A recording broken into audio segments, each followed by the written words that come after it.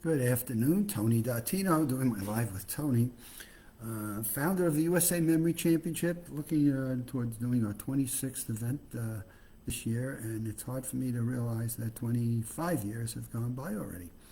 But today I had the pleasure of attending the Memory Institute that we do here in Orlando, Florida at the YMCA, and it's just a joy, and what a difference it makes to see the interaction of the people that are a part of the Memory Institute as attendees. This is something that's facilitated by Michael Dattino and Catherine Hagan.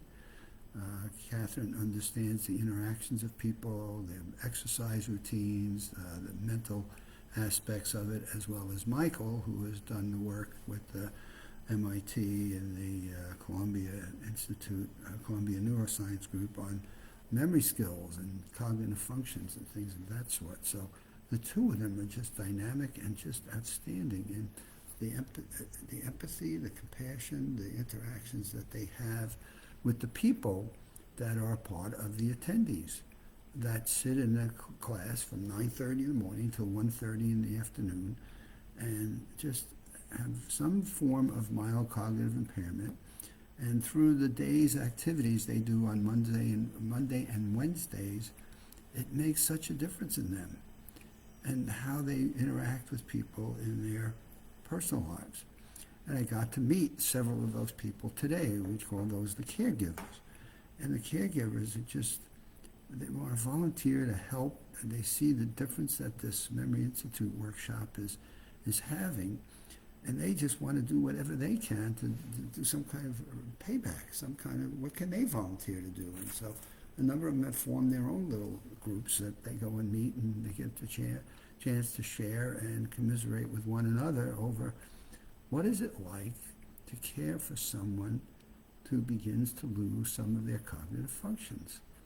And it's not an easy task. For watching someone that you love, somebody you care so much about, begin to lose some of their rational thought processes or some of the things that they want to do. So a simple example is help from someone that needed to go to the restroom today, and their wife was concerned that they were in the restroom a little bit too long and started to get concerned about, how is he doing? What's happening? I mean, and so I finally went into the restroom, cleared the space, and the wife came in to see how her husband was doing, and he was doing fine. It was a good ending. There was nothing to be concerned about, but she was an anxious wife worrying about her husband in a bathroom, and it's like how appreciative she was that I was able to go in and at least clear the space for her to come in and see how he was doing, and then escort,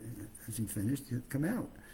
And these are just those little things that we take for granted. Like, who stops to think about going to a restroom and worrying about the person that's in there coming out being okay and not falling or hurting or something not working properly based on the time you expect someone to leave a restroom. And so these are these little interventions along with the exercise, with the ball talk. So as I sat there and watched the volunteers and talked to some of the caregivers, they so appreciate this workshop. It gives them several hours to where they know something positive is happening to their loved ones.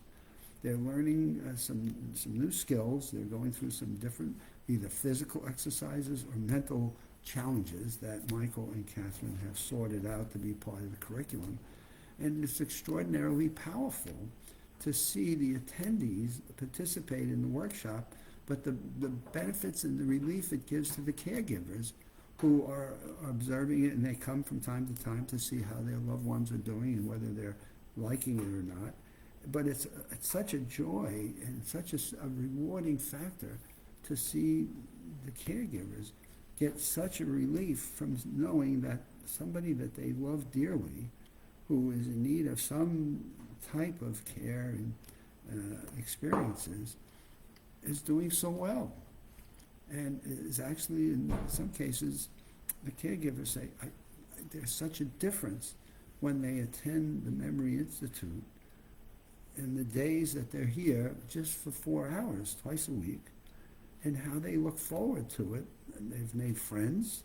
They've learned how to do things in their physical exercise, that they've learned how to do things in their mental activities that we can do at home, and the questions and the dialogue that takes place during the workshop, the experiences that they get to share with one another, the social interactions that they have, and the camaraderie that goes at lunchtime when they sit and have lunch around the table, and then the ball toss that they do, just throwing a ball, a beach ball type of thing around to each other in a circle after lunch, and the laughing, I mean, and the joy that is brought to their lives, and the laughing that takes place, and the comments that they make, and the fun that they're having, the dancing to the music that is played, and it's got to be one of the most rewarding experiences that I get to partake in after studying the human mind for 30 plus years, and seeing how this can culminate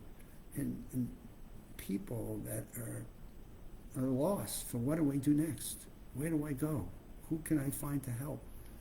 And you find that with all the billions of dollars that we've spent on pharmaceuticals and medications, and saying, God, we have not found the easy pill. And yet you get to see the interaction of both the caregivers and their loved ones in a 4-hour workshop that just brings such a spirit and such a laughter and such a interaction of caring for one another that has a bond. And as one member said, why can't the whole world be like this? Why can't we all go out and find out how to find peace with one another and get along and just laugh and play and love being alive? And I don't know. I don't know how to answer that question. I don't know why we have some of the challenges and frustrations that we have. But what I do know is on Mondays and Wednesdays at the YMCA here in Dr. Phillips, Florida, Orlando area, there are anywhere from 14 to 18 people that come together and are just the greatest group of people that you'll ever want to meet and see, going through a series of good morning, question, answer this question, to going and do some physical exercise, to sitting down and going through some mental exercises, to then pull that all together and have some social interaction, play around with a beach ball. There's no sand and it's not the beach. And then close up with some mental challenges that we give them at the end of the day for the last half hour. And when people leave, there's such an energy, there's such a positive feel to the people that have participated in the hour, and to the volunteers and to the caregivers that have the experience of being a part of this really spectacular, groundbreaking, in my opinion, groundbreaking workshop that's making a difference in the lives of people with various levels of cognitive impairment. And how many people that at this YMCA come by and see what's going on and say, my goodness, I think I should be going through something. It looks like they're having a lot of fun. It looks like they're really enjoying what they're doing. And boy, can I use some things that help me to make sure that I don't have any level of cognitive impairment. And that only can be exacerbated by the fact that, in this week's papers, there was a new study on the number of people 55 and over that are hitting that wall and looking for something to do. And I think Michael and Catherine have found the answer. And I'm thrilled to be able to be a part of it, to be able to watch it, to be able to contribute some parts to it, and really feel like we've got something that's extremely valuable to people that need something to help them continue to get through life in a very pleasant, positive way, as opposed to just waiting for the day that they pass on. And here we go. It's another Wednesday, another Monday, Wednesday, Friday routine. And God, I don't know where the weeks are going, but when I look at the calendar and see January 22nd, I still keep thinking of the Disney fireworks that I get to see here each night, and think that it wasn't long ago we watched New Year's Eve fireworks here at Windermere, Florida.